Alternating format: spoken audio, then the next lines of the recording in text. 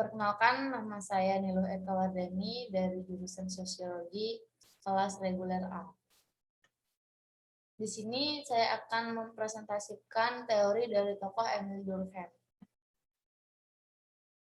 Emil Durkheim mengatakan, bagaimana sadarnya individu, ia harus tetap melaksanakan kewajiban-kewajiban itu menurut bahasa, adat istiadat, kebiasaan, dan hukum masyarakatnya, di mana kesemuanya itu merupakan fakta-fakta sosial yang tidak direkayasa atau tidak diciptakannya, melainkan ia terpaksa menjalankan dan menyesuaikan dirinya dengan fakta sosial tersebut.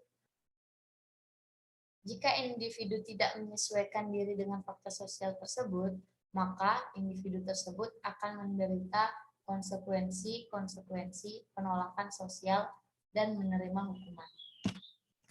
Alasan saya memilih teori dari tokoh Emil Durkheim ini karena Emil Durkheim membahas tentang teori fakta sosial dan menurut saya sangat menarik untuk dibahas pada ujian semester akhir ini. Biodata Emil Durkheim. David Emil Durkheim lahir pada tanggal 15 April 1858 dan meninggal pada tanggal 15 November 1917 pada umur 59 tahun. Dikenal sebagai salah satu pencetus sosiologi modern. Ia mendirikan Fakultas Sosiologi pertama di sebuah universitas Eropa pada tahun 1895 dan menerbitkan salah satu jurnal pertama yang diabdikan kepada ilmu sosial, yaitu L'Année Sociologie pada tahun 1896. Nah, adapun unsur-unsur idealisme sosiologis dalam teori Durkheim. Yang pertama ada teori solidaritas, yang kedua ada fakta sosial, yang ketiga ada teori bunuh diri, dan yang terakhir ada teori tentang agama. Teori solidaritas. Durkheim sangat tertarik dengan perubahan cara di mana solidaritas sosial terbentuk, sehingga perubahan cara-cara masyarakat bertahan dan bagaimana anggotanya melihat diri mereka sebagai bagian yang utuh. Fakta sosial.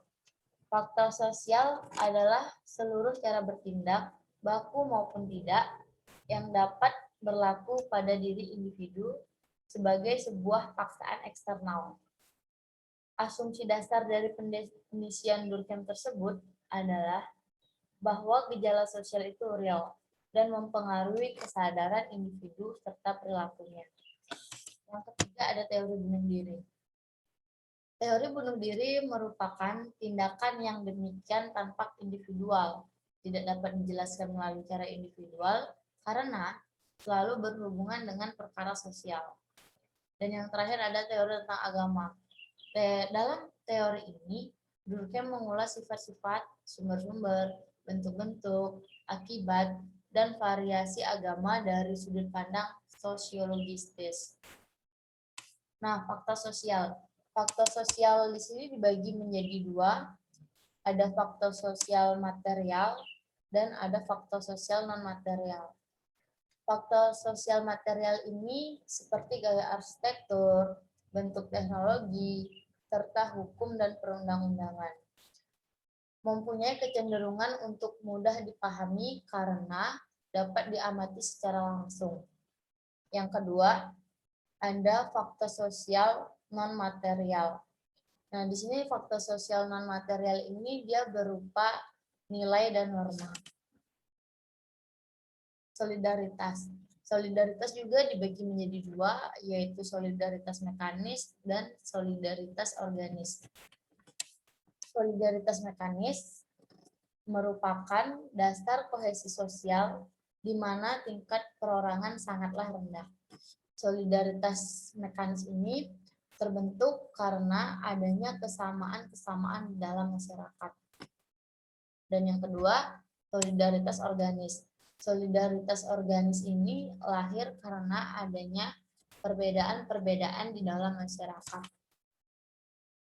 Keterkaitan teori Emil Durkheim. Ada teori solidaritas, teori bunuh diri, dan teori fakta sosial. Ketiga teori ini saling berkaitan.